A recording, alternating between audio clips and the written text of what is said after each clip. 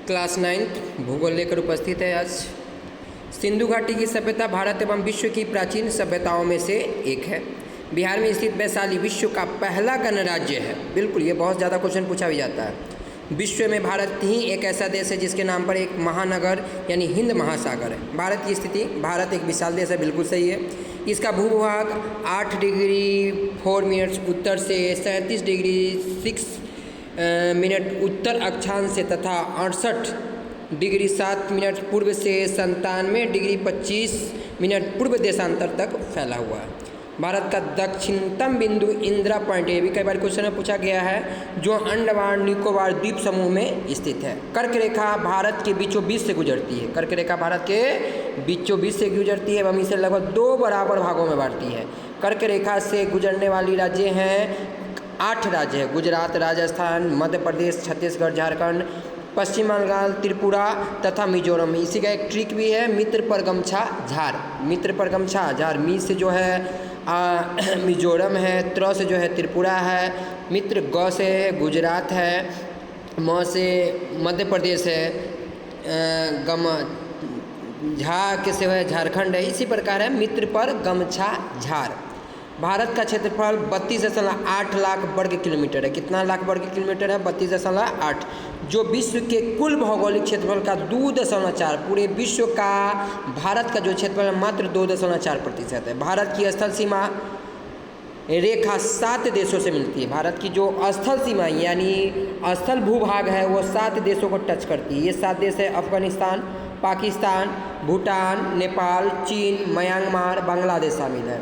भारत की स्थल सीमा अत्यंत विशाल है। इसकी स्थल सीमा रेखा तटीय सीमा रेखा के लगभग दुगुनी है ना।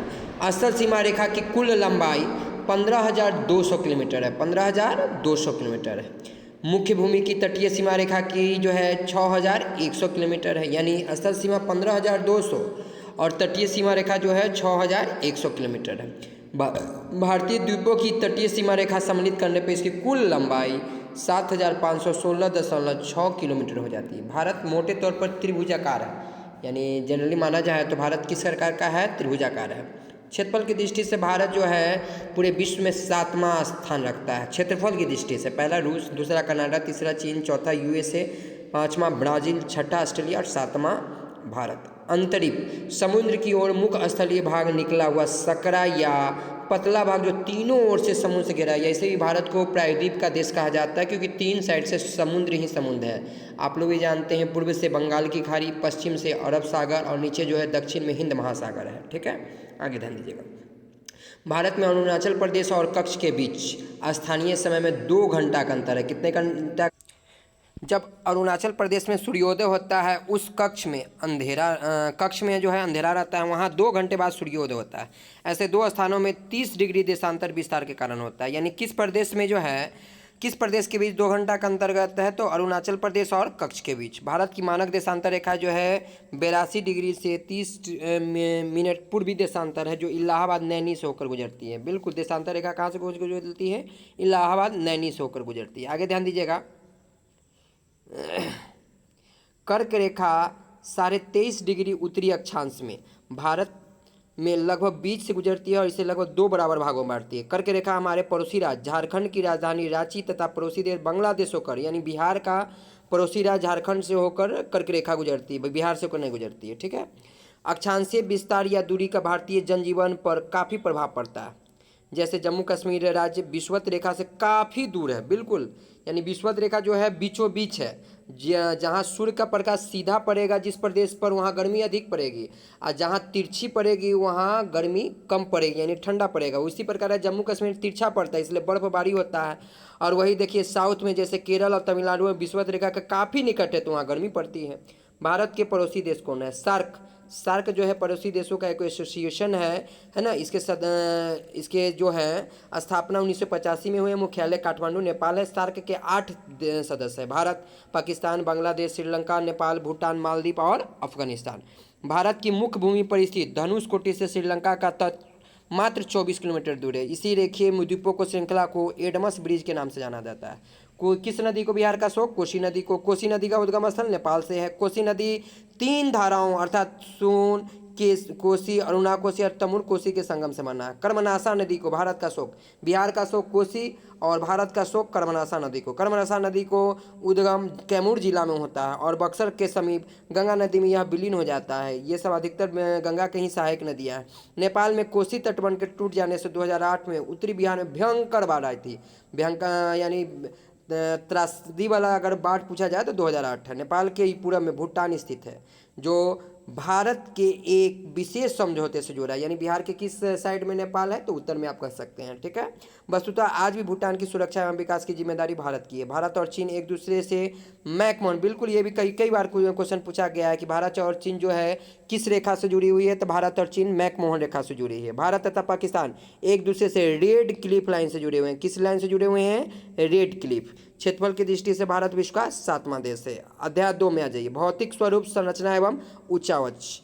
प्लेट विवर्तनिक शब्द का प्रयोग वर्ष 1955 में सर्वप्रथम भूवैज्ञानिक जे2जो विल्सन ने किया, किंतु इस सिद्धांत के अनुसार पृथ्वी की ऊपरी परपट्टी 6 बड़ी एवं 9 छोटी छोटी प्लेटों से बनी है। यानी पृथ्वी की जो है ऊपरी परपट्टी कितने से बनी है? 6 बड़ी एवं 9 छोटी छोटी, 6 बड़ा और 9 छोटा छोटा प्लेट से बना। प्लेट धरातल के दृढ़ क्षेत्र है जो ठोस भूतल का निर्माण करते हैं। 2 प्लेटों के बीच विवर्तनिकी अथवा प्लेट सीमांत का निर्माण होता है। जब 2 प्लेट एक दूसरे को रगड़ते हुए विपरीत दिशा में जाती है तो इसे संरक्षित प्लेट सीमांत कहते हैं। आगे ध्यान दीजिएगा, भारत गोंडवाना लैंड का हिस्सा है। भारत किसका हिस्सा है? गोंडवाना लैंड का हिस्सा है। गोंडवाना लैंड में भारत, ऑस्ट्रेलिया, अफ्रीका और दक्षिण अमेरिका के क्षेत्र शामिल है। ध्यान से बंधु देखिएगा, क्वेश्चन इससे बहुत ज़्यादा रहेंगे।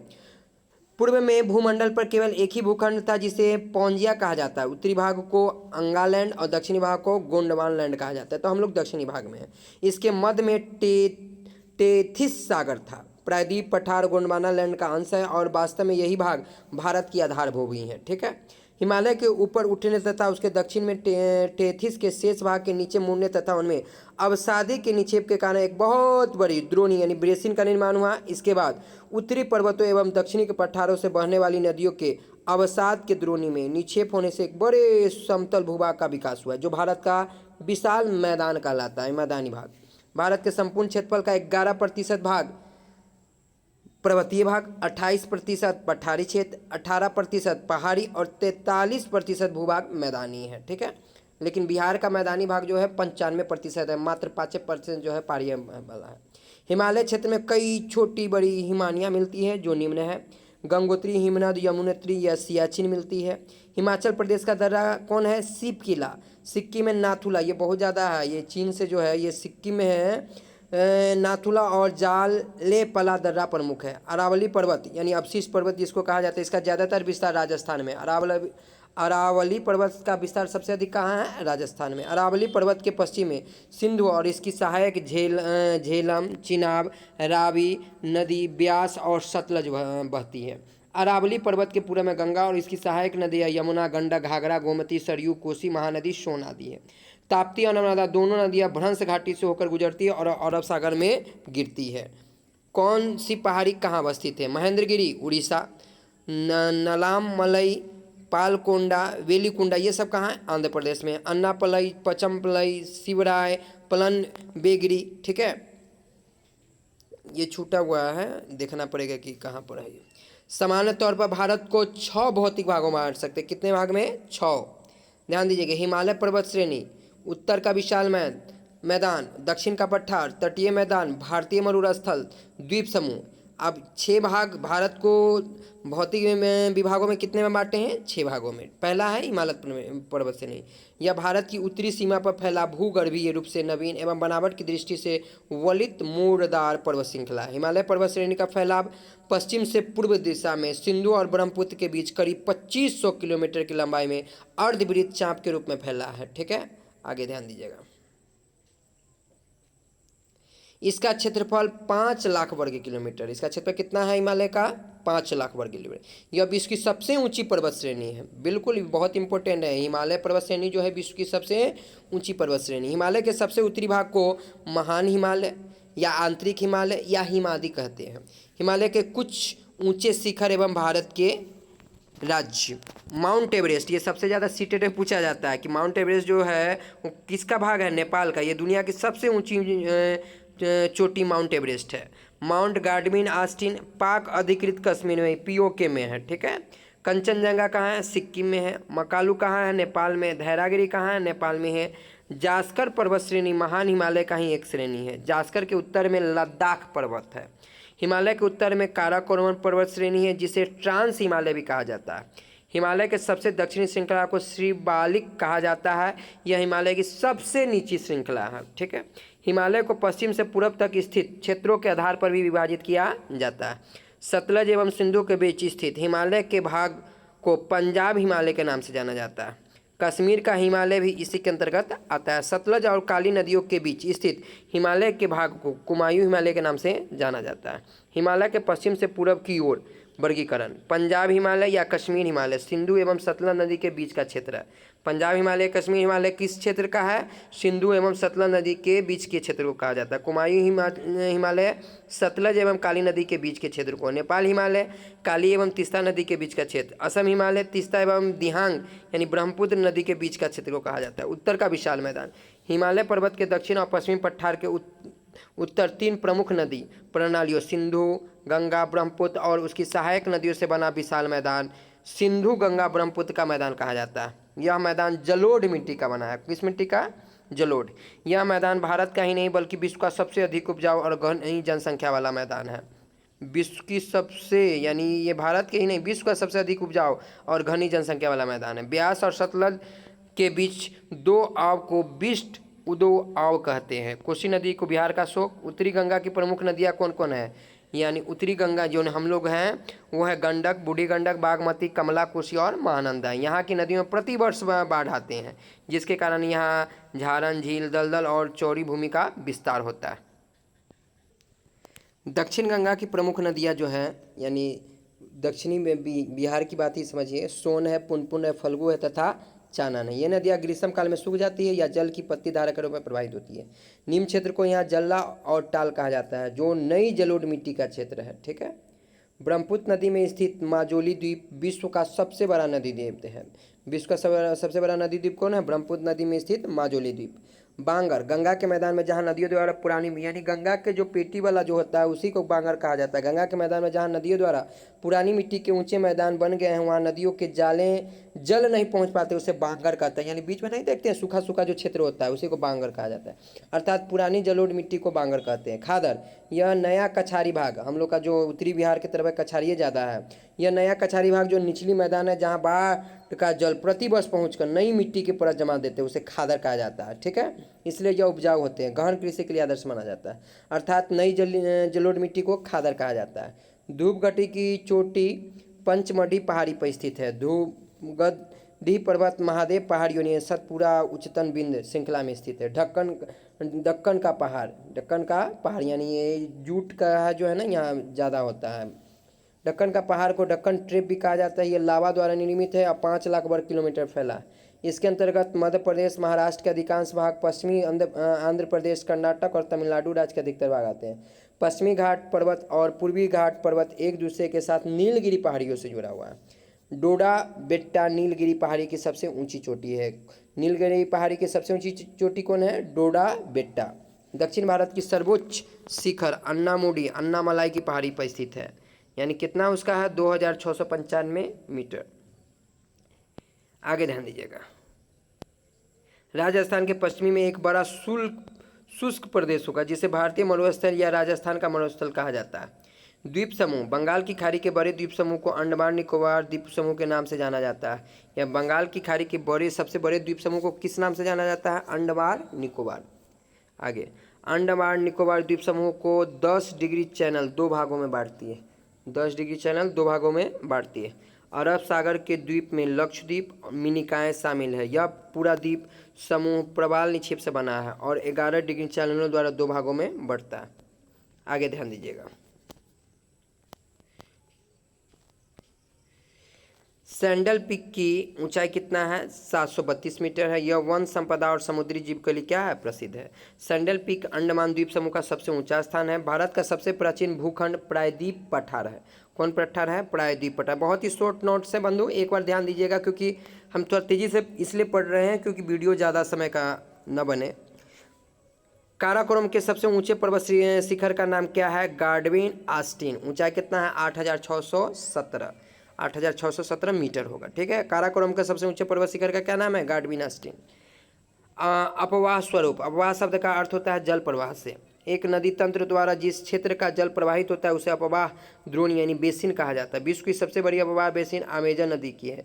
किसी भी अपवाह तंत्र का विकास वहाँ की भू आकृतियों से निर्धारित होती है। भू आकृति के आधार पर भारत की नदियों को दो भागों में विभाजित किया जाता है: हिमालय की नदियाँ, प्रायद्वीप की नदियाँ।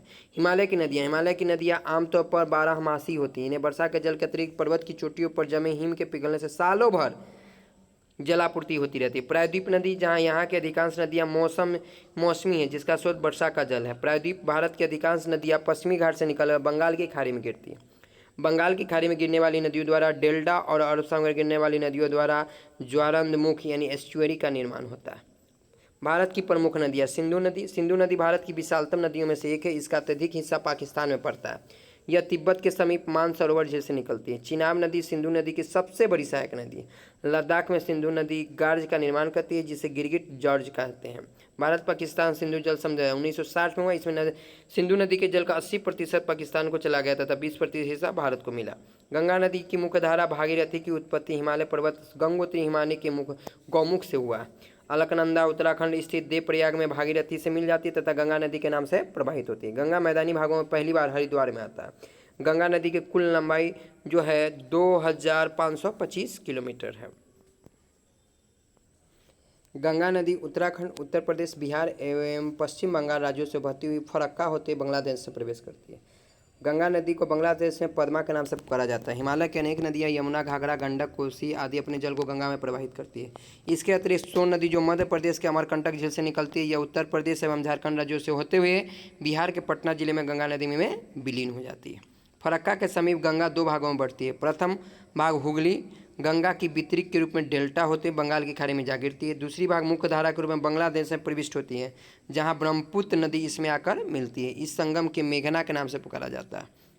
गंगा एवं ब्रह्मपुत्र नदी बंगाल की खाड़ी में गिरने से पूर्व एक विशाल डेल्टा का निर्माण करती है, जिसे सुंदरबन के डेल्टा के नाम से जाना जाता है। वाह, बहुत ही अच्छा क्वेश्चन है ये। ब्रह्मपुत्र नदी मानसरोवर झील से निकलती है। इसकी लंबाई जो है 2900 किलोमीटर है। ब्रह्मपुत्र नदी उत्तर हिमालय के समानांतर प्रवाहित होकर नामचा बड़वा शिखर के समीप अंग्रेजी के यू आकार की मोड़ बनाकर अरुणाचल प्रदेश में गार्ज के माध्यम से प्रवेश करती है। ब्रह्मपुत्र नदी को तिब्बत में यारुलुंग तंगसपो या सांगपो तथा अरुणाचल प्रदेश में ब्रह्मपुत्र को दिहांग के नाम से जाना जाता है तथा बांग्लादेश में ब्रह्मपुत्र जमुना के नाम से जाना जाता है। यमुना नदी हिमालय के यमुनोत्री हिमनद से निकलती है। यमुना नदी प्रयागराज इलाहाबाद के निकट गंगा से मिलती है। यमुना की सहायक नदी है चंबल, बेतवा, केन। घाघरा नदी तिब्बत के पठार स्थित हिमालय की मापचांगू नामक हिमनद पर्वत से निकलती है। घाघरा नदी नेपाल से प्रवाहित होते हुए छपरा के पास शारदा नदी में जल ग्रहण करते हुए गंगा में मिल जाती है। घाघरा नदी को उत्तर में सरयू के नाम से पुकारा जाता है। यही नदी जो है बिहार और यूपी को जोड़ता भी है। आगे ध्यान दीजिए। गंडक नदी नेपाल के पास तिब्बत में धौलागिरी पर्वत के पास उत्तर से निकलती है। गंडक नदी नेपाल से होते बिहार के चंपारण में प्रवेश करती है। इस नदी में अत्यधिक बाढ़ की आशंका बनी रहती है। आगे ध्यान दीजिएगा। कोसी नदी महान हिमालय की गोसाई की पहाड़ी से निकलती है। कोसी नदी नेपाल से होते बिहार के सुपौल जिला में प्रवेश करती है। इसकी अन्य सहायक नदियाँ मिलाची, भूटिया, सप्तकोसी, दुग्ध एवं तंबूर है। कोसी नदी कुर्सेला कटिहार के निकट गंगा में जाकर मिल जाती है। बिहार का शोक नदी टाल गंगा द्वारा लाई गई नवीन जलोढ़ से निर्मित बाढ़ का मैदान टाल के नाम से जाना जाता है। बिहार का शोक बिहार राज्य को कोसी नदी में बाढ़ आने से अपार क्षति होती है, इस कारण इसे बिहार का शोक कहा जाता है। नर्मदा नदी मध्य प्रदेश के अमरकंटक की पहाड़ी से निकलती है। धुआंधार जलप्रपात मध्य प्रदेश के जबलपुर जिले में है। नर्मदा नदी मध्य प्रदेश, महाराष्ट्र तथा गुजरात में बहती है। नर्मदा नदी अरब सागर में गिरती है। नर्मदा नदी किस सागर में? अरब सागर। ताप्ती नदी मध्य प्रदेश के बैतूल जिला स्थित सतपुरा की पहाड़ियों से निकलती है। ताप्ती नदी भी मध्य प्रदेश, महाराष्ट्र तथा गुजरात से होकर बहती है। नोट: नर्मदा प्लस ताप्ती दोनों नदियाँ भ्रंश घाटी से निकलकर अरब सागर में गिरती है। राजगीर में गर्म पानी का झरना तथा ककुलत का ठंडा पानी का झरना यानी नवादा बिहार राज्य में स्थित जल प्रपात के उदाहरण है। महानदी यानी छत्तीसगढ़ रायपुर के समीप सिहावा नाम पर्वत क्षेत्र से निकलती है। यह नदी मुख्य तौर पर मध्य प्रदेश, छत्तीसगढ़ तथा उड़ीसा से होकर गुजरती है। गोदावरी नदी त्र्यंबकम पहाड़ के महाराष्ट्र के नासिक से निकलती है। गोदावरी नदी प्रायद्वीपीय नदी में सबसे लंबी नदी है। भारत में गोदावरी नदी को दक्षिण की गंगा या बृहद गंगा कहा जाता है। कृष्णा नदी महाराष्ट्र राज्य में महाबलेश्वर की पहाड़ियों से निकले हैं। कृष्णा नदी महाराष्ट्र के पश्चिमी घाट से निकले हैं, आंध्र प्रदेश होते हुए बंगाल की खाड़ी में गिरती है। कावेरी नदी पश्चिमी घाट की पर्वत ब्रह्मगिरी से निकलती है। आगे ध्यान दीजिएगा।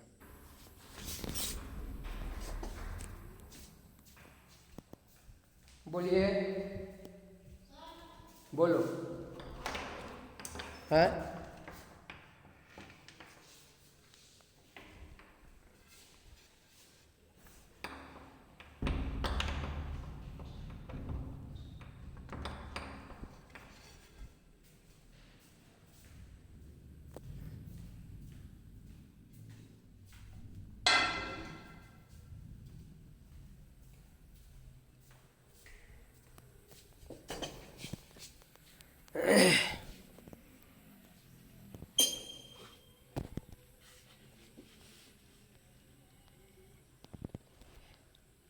यह भारत पहुंचकर दक्षिण पश्चिम मानसून हवा में जल की मात्रा बढ़ा दे, जिससे सामान्य से अधिक वर्षा होती है। भारतीय मानसून भारत में हवाओं की दिशा 6 माह दक्षिण पश्चिम और 6 माह उत्तर पूर्व रहती है। दो ही है, यानी 6 माह दक्षिण पश्चिम और 6 माह उत्तर पूर्व, और इन्हें क्रमशः दक्षिण पश्चिम मानसून कहा जाता है। भारत में मानसून जून में आता है। आगे ध्यान दीजिएगा। वनस्पति के जन्म के आधार को दो भागों में बांटा गया, देशज एवं विदेशज। स्थानीय वनस्पति देशज और बाहर से आए हुए को विदेशज। हमारे देश भारत में लगभग 47,000 विभिन्न प्रजातियों के पौधे पाए जाते हैं। इस तरह भारत जैव विविधताओं के मामले में विश्व में 10वें स्थान एवं एशिया में 4थे स्थान पर है। यानी जैव विविधता में विश्व में 10वां स्थान और एशिया में 4था। भारत में लगभग 15,000 फूलों के पौधे हैं, जो विश्व में फूलों के पौधे का 6% है। आगे ध्यान दीजिएगा। वनस्पति के प्रकार उष्णकटिबंधीय सदाबहार वन। ये वन पश्चिमी घाट के अधिक वर्षा वाले क्षेत्र, अंडमान निकोबार द्वीप समूह तथा असम के उत्तरी भाग में पाए जाते हैं। यहाँ मोटे तौर पर 200 सेंटीमीटर बारिश होती है। बिहार में भी सामान्यतः औसत जो है 200 सेंटीमीटर बारिश होती है। इस क्षेत्र में अत्यधिक वर्षा के कारण वृक्ष अधिक बढ़ती है। यहाँ के औसतन वृक्ष की लंबाई 60 मीटर होती है तथा ये सघन वन के रूप में विकसित होते हैं। इस वन में एक जगह से दूसरी जगह जाना कठिन होता है और यह पत्ते सालों भर हरे भरे रहते हैं। इस कारण इसे सदाबहार वन कहते हैं। इस वन में अनेक बहुमूल्य लकड़ियों के वृक्ष पाए जाते हैं, जैसे रोजवुड, सिंकोना, आबूनस, एबोनी, बांस इत्यादि। हाथी तथा असम के दलदली भाग में पाया जाने वाला एक सींग वाला गेंडा इसी वन का जंतु है। उष्णकटिबंधीय पर्णपाती वन। इस वन का विस्तार भारत में सबसे अधिक है। यहाँ 50 सेंटीमीटर से 200 सेंटीमीटर तक वर्षा होती है। इस वन में वृक्ष अपने पत्तियों को 1/2 महीने तक के लिए नीचे गिरा देते हैं, यानी आधा महीना के लिए। अतः वृक्ष काफ़ी समय तक पत्ता रहित रहते हैं। इन्हें पतझड़ वन कहा जाता है। ठीक है। इस वन में मुख्य रूप से चंदन, सागवान, बांस, साल, शीशम, सहतूत आदि पाए जाते हैं। बहुत ईवीएस के लिए भी ये बहुत इंपॉर्टेंट क्वेश्चन है। नमी की उपलब्धि के कारण इस वन को आर्द्र तथा शुष्क पर्णपाती वनों में बांटा गया। उष्णकटिबंधीय कटीले वन एवं झाड़ियाँ। यहाँ 50 सेंटीमीटर से कम वर्षा होती है।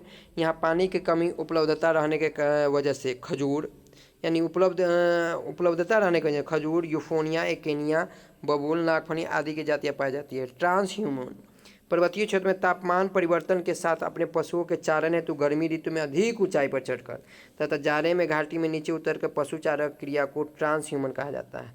मैंग्रोव वन, ये हम ईवीएस में भी पढ़ा है बंधु। ठीक है। यह एक विशेष प्रकार की वनस्पति जो समुद्रीय तटीय क्षेत्रों में डेल्टा एवं दलदली प्रदेशों में पाया जाता है। ठीक है। यानी जहाँ समुद्री क्षेत्र है, दलदली क्षेत्र है, वहाँ ये मैंग्रोव वन पाया जाए। मैंग्रोव वनस्पति गंगा ब्रह्मपुत्र के डेल्टाई प्रदेशों में पाई जाती है। यह खासतौर पर पश्चिमी बंगाल के सुंदरवन के डेल्टाई क्षेत्र में पाई जाती है। सुंदर प्रदेश में रॉयल बंगाल टाइगर सबसे प्रतिष्ठित जानवर पाया जाता है। भारत में वन जीव संरक्षण 1972 में लागू हुआ है। बहुत इंपॉर्टेंट क्वेश्चन है। भारत में वन जीव संरक्षण अधिनियम 1972। विश्व में भारत ही एक ऐसा देश है जहाँ घड़ियाल सर्वाधिक मात्रा में पाया जाता है। भारत ही एक ऐसा देश जहाँ यहाँ घड़ियाल सर्वाधिक मात्रा में पाया जाता है तथा बिहार के गंडक नदी से भी घड़ियाल पाया जाता है। पश्चिम बंगाल के खड़गपुर में दीघा समुद्र तट पर विश्व प्रसिद्ध बड़े बड़े कछुए पाए जाते हैं। पश्चिम बंगाल के खड़गपुर में दीघा समुद्र तट पर विश्व प्रसिद्ध बड़े बड़े कछुए पाए जाते हैं। शीत ऋतु में साइबेरियन सारस बड़ी संख्या में भारत आते हैं। साइबेरियन सारस भारत के कुछ मनपसंद स्थान निम्न हैं। गुजरात में कच्छ का वन, राजस्थान स्थित भरतपुर पक्षी बिहार, बेगूसराय में कांवर झील के किनारे का क्षेत्र साइबेरियन सारस का मनपसंद जगह है। पटना में मोकामा का टाल क्षेत्र कई प्रकार के पक्षियों का निवास स्थान एवं क्रीड़ा स्थल है। सिमलीपाल राष्ट्रीय उद्यान कहाँ है? उड़ीसा में। बहुत एक एक लाइन बंधु ध्यान दीजिए, एकदम शॉर्ट में, इससे शॉर्ट कुछ नहीं होता। जनसंख्या, कक्षा 9 के पाठ्य पुस्तक भूगोल में 2011 की जनगणना का आंकड़ा दिया गया है, लेकिन बीपीएससी शिक्षक भर्ती के लिए 2011 के जनगणना डाटा जरूरी है, इसलिए शिक्षक आंकड़ा खुद से कर ये बंधु हमने आपको क्लास में भी इसकी तैयारी करवा रखी है, ठीक है। 2011 की जनगणना एकदम एक बार देख कर ही जाना है। भारत के पड़ोसी देश नेपाल, नेपाल भारत का एक पड़ोसी देश है। यहाँ हमें आने जाने अन्य देशों की तरह वीज़ा लेने की ज़रूरत नहीं पड़ती है। नेपाल चारों ओर से स्थलों से घिरा हुआ स्थल रुद्ध देश है, यानी कोई समुद्री क्षेत्र नहीं। नेपाल के उत्तर में तिब्बत यानी चीन स्थित है, जिसके बीच महान हिमालय दीवार जैसा खड़ा है। गौतम बुद्ध का जन्मस्थल लुम्बिनी नेपाल में स्थित, बिल्कुल जन्मस्थल कहाँ है? नेपाल है। और ज्ञान की प्राप्ति कहाँ हुई है? तो बोध गया में हुई है। नेपाल की राजधानी काठमांडू है। काठमांडू में ही भगवान पशुपतिनाथ का मंदिर है, जो हिंदुओं का महान तीर्थ स्थल है। विश्व का सर्वोच्च शिखर माउंट एवरेस्ट है, जिसकी ऊंचाई 8,848 मीटर है। ऐसे इसको 8,900 मीटर भी ऑप्शन में रहेगा तो सही मारिएगा। नेपाल के स्थानीय लोग इसे सभा कहते हैं। नेपाल की सबसे लंबी नदी कर्णाली है, जो घाघरा की सहायक नदी है। नेपाल की नारायणी नदी को ही भारत गंडक नदी कहते हैं, ठीक है। नेपाल में खनिजों का अभाव है। अभ्रक यहाँ की मुख्य खनिज है। भूटान, भूटान भारत की एक प्रमुख पड़ोसी देश है। भूटान चारों ओर स्थल से घिरा हुआ है। भूटान की राजधानी थिम्पू है। मानव विकास सूचकांक में भूटान 127वें नंबर तथा भारत 132 पर है। भूटान में 70% भागों पर वन है तथा 10% से कम भागों पर यहाँ खेती होती है। सबसे गरीब देश बुरुंडी है। बुरुंडी। बांग्लादेश 1971 को स्वतंत्र देश घोषित हुआ। जनसंख्या दृष्टि से बांग्लादेश एशिया का 5वां सबसे बड़ा राष्ट्र है। बांग्लादेश में जनसंख्या घनत्व अपने उच्चतम स्तर तक पहुंच गया है। 1.26 हजार प्रति वर्ग किलोमीटर इसकी जनसंख्या घनत्व है। बांग्लादेश डेल्टाई प्रदेश है। विश्व के सबसे बड़े डेल्टा अर्थात गंगा ब्रह्मपुत्र नदी यहीं पर है। विश्व का सबसे बड़ा बालुई बीच कॉक्स बाजार है, जो बांग्लादेश के पूर्वी तट पर स्थित है। ब्रह्मपुत्र को बांग्लादेश में जमुना कहा जाता है। ब्रह्मपुत्र को बांग्लादेश में क्या कहा जाता है? जमुना। गंगा और ब्रह्मपुत्र की संयुक्त धारा पद्मा कही जाती है। बांग्लादेश की जलवायु कैसी है? मानसूनी है। बांग्लादेश का पूर्व का नाम क्या था? पूर्वी पाकिस्तान। भारत के साथ बांग्लादेश की सीमा 4096 किलोमीटर लगा हुआ है। बांग्लादेश कब आज़ाद हुआ है? तो 26 मार्च 1971 को। त्रिपुरा तीनों ओर से बांग्लादेश से घिरा हुआ है, ठीक है। त्रिपुरा जो है तीनों ओर से किससे घिरा हुआ है? बांग्लादेश से घिरा हुआ है। ध्यान दीजिएगा बंधु।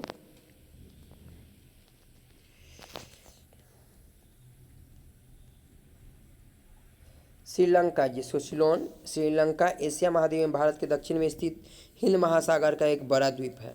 सिंघल जाति की बहुलता के कारण इस द्वीप को सिंघल द्वीप भी कहते हैं। सिंघल जाति यानी किस जाति की श्रीलंका में बहुलती है? सिंघल जाति के। आगे ध्यान दीजिएगा। श्रीलंका को ब्रिटिश उपनिवेश से 4 फरवरी 1948 से आज़ादी मिली है, ठीक है। भारत और श्रीलंका के मध्य पाक जल संधि है। यहाँ अनेक प्रवाल द्वीप पाए जाते हैं, जिसे आदम पुल के नाम से जाना जाता है। श्रीलंका सिंहली और तमिल भाषा को आधिकारिक दर्जा दिया है। यहाँ अन्य धर्मों के अपेक्षा बौद्ध धर्म को मानने वालों की संख्या अधिक है। श्रीलंका की जलवायु भी मानसूनी है। विषुवत रेखा का नज़दीक होने के कारण यहाँ सालों भर गर्मी पड़े, बिल्कुल जैसे ही विषुवत रेखा का नज़दीक हो गर्मी पड़ेगी। श्रीलंका की आकृति अंडाकार है, जबकि भारत की जो है लगभग त्रिभुजाकार है। यह बंदूम ठीक के समान है। पाकिस्तान हमारा एक स्थलीय पड़ोसी देश है। निकटतम पड़ोसी देशों में यह क्षेत्रफल जनसंख्या की दृष्टि से सबसे बड़ा है। पाकिस्तान की राष्ट्रीय भाषा उर्दू है। पाकिस्तान की राजधानी इस्लामाबाद। एशिया का सबसे गर्म स्थान जैकोबाद है, जो पाकिस्तान में स्थित है। पाकिस्तान की मुख्य नदी सिंधु है। सिंधु नदी ही पाकिस्तान की सबसे लंबी नदी है। पाकिस्तान का सियालकोट शहर खेल का सामान बनाने के लिए विश्व प्रसिद्ध है। पाकिस्तान को सिंधु नदी का दिन कहा जाता है। मानचित्र की सहायता से धरातल पर 2 स्थानों की वास्तविक दूरी ज्ञात की जाती है। यह अध्ययन समझने, पढ़ने और समझने की देखिए ये सब मैप पर समझाने वाला चीज़ है, ठीक है। क्षेत्रीय अध्ययन। वाटर हार्वेस्टिंग, जल संग्रहण। जल संग्रहण वाटर हार्वेस्टिंग का मतलब होता है बारिश के पानी को विभिन्न तरीकों से संचित करना या बचाना। तालाब या झील के अलावा जमीन के ऊपर नीचे बनाए टैंक के जरिए भी वर्षा जल का संचयन किया जा सकता है। आगे ध्यान दीजिएगा। आपदा प्रबंधन। इस अध्याय में आपदा के आने से पूर्व हमें क्या तैयारी रखनी चाहिए? आप देखें ये है आदि के वाणिज्यिक है, जो एक मनोवैज्ञानिक दृष्टि हमें समझाने योग्य। फ्रेंड इसमें नहीं है, ध्यान दीजिए। गुजरात के भुज में 2001 में भूकंप आया था, जहां से सेना उतारना पड़ा था। 2004 में हिंद सागर में सुनामी आया था, ये याद रखिएगा। 2001 गुजरात के भुज में भूकंप है और 2004 में जो हिंद महासागर में सुनामी आया है। ठीक है, आगे देखिएगा। नाभिकीय आपदा, नाभिकीय ऊर्जा का विकास विज्ञान विशिष्ट उपलब्धियों में से एक है। इसके अंतर्गत यूरेनियम का परिष्कृत कर रिएक्टर के माध्यम से नाभिकीय विखंडन कहा जाता है, जिससे ऊर्जा प्राप्ति होती है। अमेरिका के मूल वैज्ञानिक जूलियस रॉबर्टी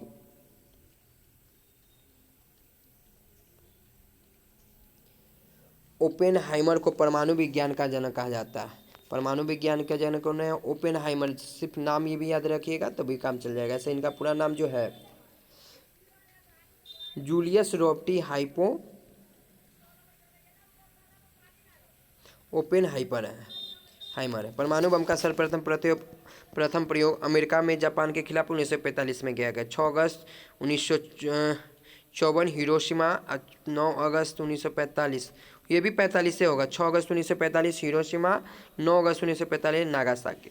परमाणु विस्फोट से बचने के लिए सर्वप्रथम प्रतीक चिन्ह का विकास किसने किया? तो 1946 में कैलिफोर्निया विश्वविद्यालय ने किया। भारत का पहला परमाणु ऊर्जा केंद्र कहाँ है? तारापुर यानी महाराष्ट्र में स्थित है। अम्लीय वर्षा के कारण वायुमंडल में सल्फर डाइऑक्साइड एवं नाइट्रोजन ऑक्साइड का फैलाव होता है। अम्लीय वर्षा से मनुष्य का शरीर, फसल, वनस्पति, जंतु आदि पर बुरा प्रभाव होता है और जानलेवा बीमारी उत्पन्न करता है। अम्लीय वर्षा से वृक्ष के पत्ते मृत प्राय जाते हैं, नए पत्ते नहीं के बराबर निकलते हैं। भोपाल में रासायनिक गैस रिसाव, ये भी बहुत इंपॉर्टेंट क्वेश्चन है। मिथेल आइसोसाइनेट जिसके कारण हुआ था। 3 दिसंबर 1984 को मिथेल आइसोसाइनेट नामक अत्यंत जहरीले गैस का रिसाव हुआ था। डेंगू महामारी एडीज मच्छर के काटने से होता है। एंथ्रैक्स क्या है? एक जानलेवा संक्रामक रोग है जो बेसिलस एंथ्रासिस जीवाणु का कारण होता है। यह मानव के साथ साथ कई जानवर जैसे घोड़ा, गाय, बकरी और भेड़ आदि को प्रभावित करता है। एंथ्रैक्स जीवाणुओं का प्रयोग कई देशों द्वारा जैव आतंकवाद के रूप में किया जा रहा है, यानी कहा जाता है कि ये भी आतंकवाद का ही रूप है, जो कि भविष्य में काफ़ी घातक साबित हो सकता है। प्लेग, पिस्सू के काटने या संक्रमित कृंतकों के सेवन से घरेलू बिल्लियां कुत्ते प्लेग विकसित कर सकते हैं। एक बीमार व्यक्ति या जानवर द्वारा हवा में खांसने से दूषित बूंदों को अंदर लेने से व्यक्ति को न्यूमोनिक प्लेग हो जाता है, जो फेफड़े को प्रभावित करता है। हैजा, विसूचिका या आम बोलचाल में हैजा, जिसे एशियाई महामारी के रूप में भी जाना जाता है, एक संक्रामक आंत्रशय है जो वाइब्रियो कोलेरी नामक जीवाणुओं के एंट्रोटॉक्सिन उत्पन्न करने वाले स्टोन के कारण होता है। मनुष्य में इसका संचरण इस जीवाणु द्वारा दूषित भोजन या पानी को ग्रहण करने के माध्यम से होता है। एड्स, एक्वायर्ड इम्यूनोडिफिशियेंसी सिंड्रोम, यह HIV विषाणु से फैलता है। इलिसा टेस्ट द्वारा एड्स रोग पता लगता है। समान आपदाएं निवारण एवं नियंत्रण, संयुक्त राज्य अमेरिका के वर्ल्ड ट्रेड सेंटर द्वारा 11 सितंबर 2001 में वायुयान की मदद से आतंकवादी हमला हुआ। 26 नवंबर 2008 को भारत के मुंबई में स्थित ताज होटल पर हमले हुए आतंकवादी हमले। भारतीय संसद पर 13 दिसंबर 2001 में आतंकवादियों ने हमला किया। ठीक है। समुदाय आधारित आपदा, यह अध्याय भी पूर्णतः बिल्कुल बंधु कैसा लगा हो आप लोग ज़रूर बताइएगा। फिर हम प्रयास करते हैं कि नेक्स्ट वीडियो में आपको क्लास 10 का जरूर वीडियो बना के देंगे। धन्यवाद। फिर मिलते हैं किसी नए वीडियो के साथ। जब तक आप अपने तैयारी में तन मन से लगे रहें, क्योंकि सफलता का कोई दूसरा विकल्प होता नहीं है। धन्यवाद।